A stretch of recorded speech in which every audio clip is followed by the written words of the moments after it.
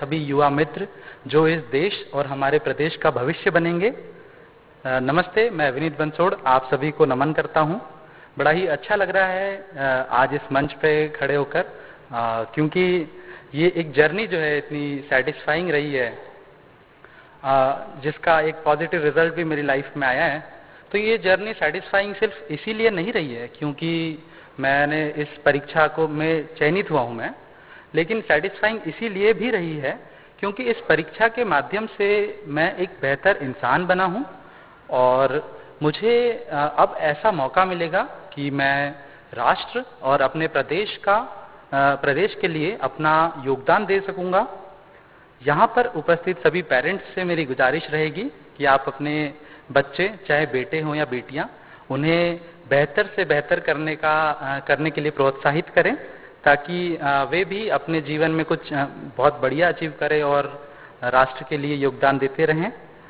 सभी अभ्यर्थियों से मैं ये कहना चाहूँगा कि जो सफल हुए हैं उनसे सीखना बहुत जरूरी है। जो यहाँ मंच पे बैठे हैं इनसे सीखना बहुत जरूरी है, लेकिन उनसे सीखना भी जरूरी है जिन्होंने सारी मेहनत की है अपनी और वो सफल नहीं हो पाए, क्योंकि उनके पास ये तो बताने के लिए है ही कि क्या वो गलतियां रही थी जो नहीं करनी चाहिए। साथ ही साथ हमें उनसे ये भी सीखने को मिलता है कि किस तरीके से असफलता को हैंडल किया जाए, किस तरीके से उस स्ट्रेस को मैनेज किया जाए और कैसे इस परीक्षा में या किसी भी अन्य परीक्षा में सफल न होने के बाद भी जीवन में बेहतर तरीके से जीवन जिया जाए।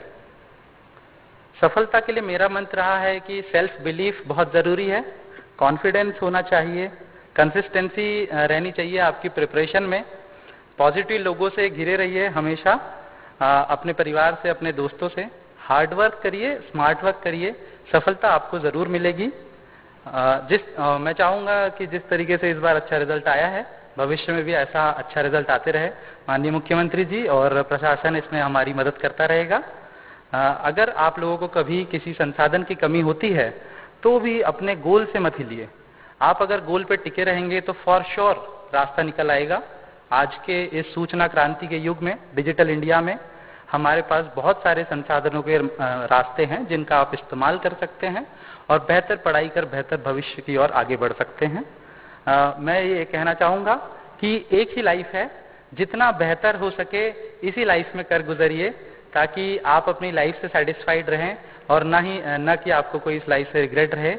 तो इसी के साथ मैं फेलिसिटेशन सेरेमनी के लिए ऑफिशियल्स का धन्यवाद देना चाहूँगा। उन्होंने काफ़ी मेहनत की है और आप सभी के प्यार और आशीर्वाद के लिए धन्यवाद। राष्ट्र और प्रदेश और समाज के लिए हमेशा काम करते रहिए। जय हिंद, जय भारत।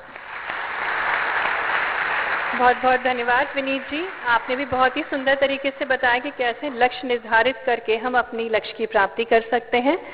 और अब मैं महाकालेश्वर की नगरी में जनता के सेवक, मोक्षदायिनी मां शिप्रा के किनारे होने वाले सिंहस्थ कुंड की भूमि, विक्रमादित्य की राजधानी, कालिदास की कर्मस्थली, गुरु संदीपनी का आश्रम और भगवान कृष्ण की शिक्षा स्थली की पावन धरती उज्जैन में जन्मे माननीय यशस्वी मध्य प्रदेश के उच्च शिक्षा मंत्री डॉक्टर मोहन यादव जी को आमंत्रित करना चाहूंगी उद्बोधन के लिए।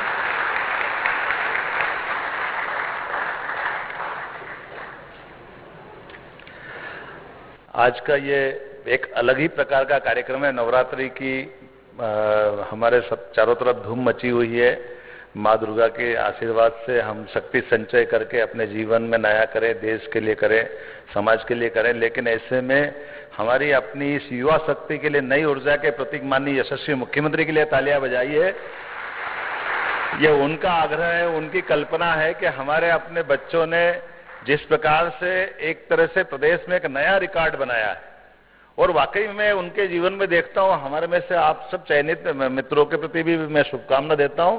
और एक चीज भाई साहब से जरूर सीखिएगा, इतने कठिन और इतने प्रकार के तनाव के बावजूद भी इतने रिलैक्स से, लेकिन सब कामों के मामले में पूरी ऊर्जा से सराबोर होकर के कोई कैसे जीवन जीता, ये आपके जीवन में भी बहुत बात काम आएगा, हम सबके लिए भी आता है। एक व्यक्ति इतने दबाव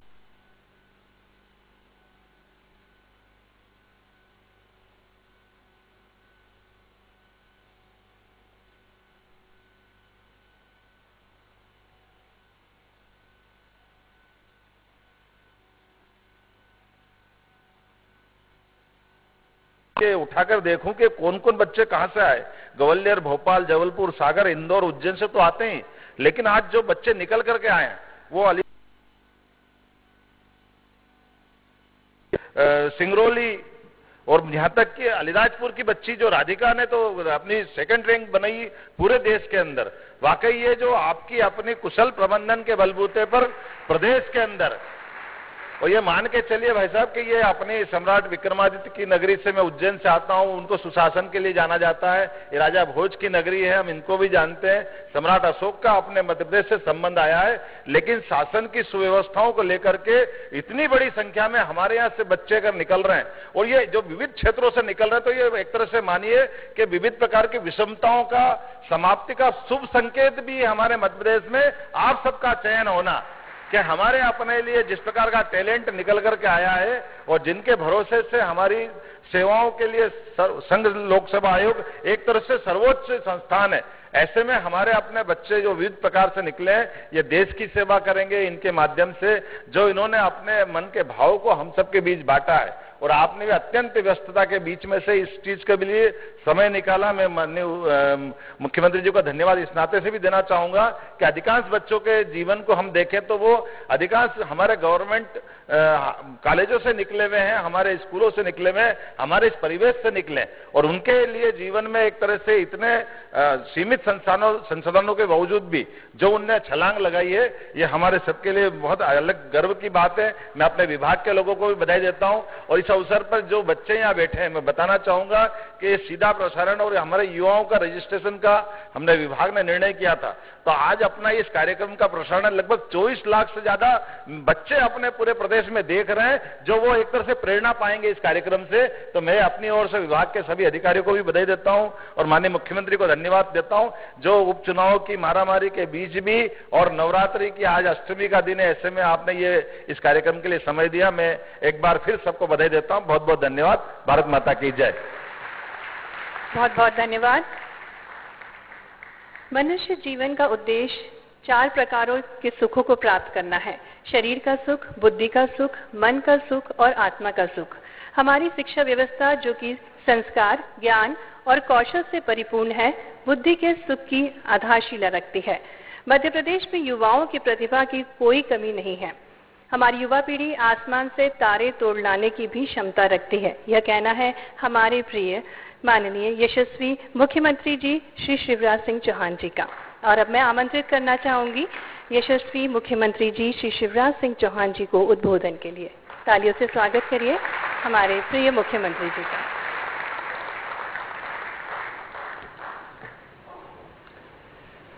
मध्य प्रदेश सरकार के कर्मठ और यशस्वी उच्च शिक्षा मंत्री भाई मोहन यादव जी, हमारे उच्च शिक्षा विभाग के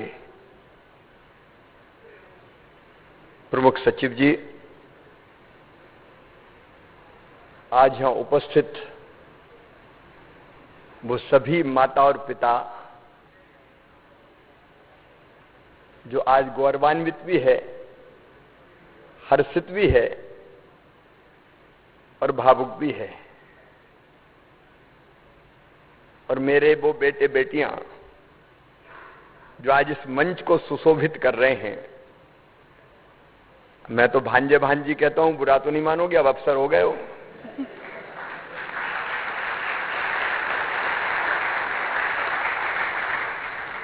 इस कार्यक्रम को सुन रहे मेरे प्रिय बहनों भाइयों और लाखों लाख मेरे बेटे बेटियों, भांजे भांजियों, सबसे पहले नवरात्रि की शुभकामनाएं। आज अष्टमी का दिन है।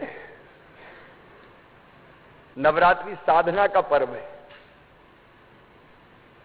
ये एनर्जी रीगेन करने के दिन है। मैं जब मुख्यमंत्री नहीं था तो नवरात्रि में 9 दिन मौन व्रत रखता था, सांसद रहते हुए भी, और मैं कोशिश ये करता था कि इन 9 दिनों में मैं साल भर के लिए ताकत इकट्ठी कर लूं, शक्ति इकट्ठी कर लूं। ये सचमुच में साधना का दिन है, और सिद्धि साधना से ही प्राप्त होती है। अष्टमी का दिन हमने इसलिए चुना कि मैं पूरे मध्य प्रदेश के बेटा बेटियों को आपके माध्यम से प्रेरित कर सकूं। यह आपका अभिनंदन तो है ही, लेकिन बाकी के लिए प्रेरणा है कि जब तुम बन सकते हो तो वो क्यों नहीं आगे बढ़ सकते।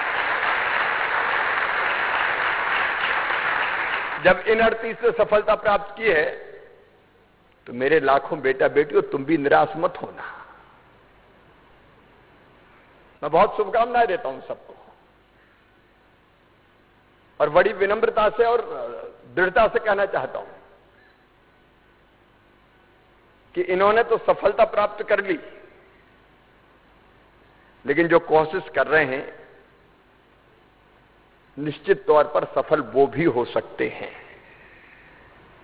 कोशिश करने वालों की कभी हार नहीं होती और इसलिए मेरे मन में ही आया, क्योंकि इनने मध्य प्रदेश का गौरव बढ़ाया है।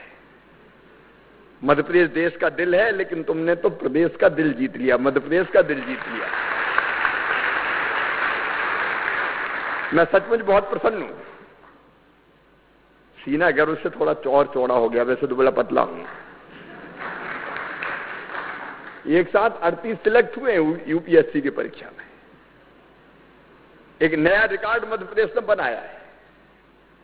हम कहते थे मध्य प्रदेश में वन संपदा है, जन संपदा है, जल संपदा है, खनिज संपदा है, लेकिन गर्व से मैं कह सकता हूं कि मध्य प्रदेश में प्रतिभा संपदा भी है, टैलेंट संपदा भी है। ये इन बच्चों ने सिद्ध कर दिया। लेकिन ये बनने के लिए, सफलता प्राप्त करने के लिए परिश्रम कितना करना पड़ता है ये जरूर सोचना। मैं अभी देख रहा था, मैंने मंगाया कि अलग अलग लोगों ने क्या क्या छोड़ा।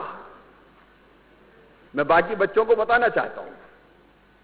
जितनी जानकारी मुझे ली प्रखर, पिताजी को पहले पैरालिसिस का अटैक आ गया, 1 साल बिस्तर पर रहे, फिर उनका स्वर्गवास हो गया। माताजी की तबीयत खराब रहने लगी, लेकिन कठिन परिस्थितियों में खुद को और परिवार को संभालते हुए प्रखर ने अपना लक्ष्य हासिल कर लिया। निराश नहीं हुआ, हताश नहीं हुआ। अभी राधिका बेटी को हम सुन रहे थे, सिविल सेवा की तैयारी के समय पहले टीवी बहुत देखती थी, लेकिन जब परीक्षा की तैयारी कर रही थी तो टीवी देखना बंद। अब मन की जो मनपसंद जो चीज है उसको छोड़ना, यही तो तपस्या है। और पूरे टीवी नहीं देखा, साल भर घर पर रहेंगे। विनायक सोशल मीडिया प्रेमी थे, लेकिन सोशल मीडिया छोड़ दिया ताकि समय खराब ना हो, भटकाव ना हो। एक एक की कहानी सुनाऊंगा। तो अभी हमने ये पुस्तिका इसलिए छापी है, और ये केवल इसलिए नहीं कि आप खुश हो के आपको देने के लिए, मैं हजारों बच्चों में, लाखों बच्चों में भिजवाऊंगा कि सफलता की कहानियां पढ़ो, सफलता के मंत्र पढ़ो। ये जागृति वेब सीरीज खूब देखती थी, 2 साल बिल्कुल बंद कर दी। और हालत ये थी कि घर में किसी ने, माता पिता ने 2 साल तक टीवी नहीं देखा कि बेटी को कोई डिस्टरबेंस ना हो, टीवी देखने ही बंद कर दिया। ये इनकी मेहनत तो है, लेकिन माता पिता की कम नहीं है। और मैं सबसे कह रहा हूं कि सब भूल जाना, लेकिन माता पिता को कभी मत भूलना, उनका सम्मान करना कभी मत छोड़ना। आज उसने क्रिकेट खेलना छोड़ दिया। अलग अलग लोगों ने, लंबी सूची है मेरे पास सबकी। हमने पुस्तिका इसलिए छापी है कि सबको क्या क्या छोड़ना पड़ता है, क्या करना पड़ता है, इसके टिप्स मिल जाएं। क्योंकि मैं चाहता हूं मध्य प्रदेश के बहुत से बच्चे सफल हो। और आपसे, बहुत लंबी बात आपसे नहीं करूंगा, कुछ बच्चों से मुझे बात करनी है, लेकिन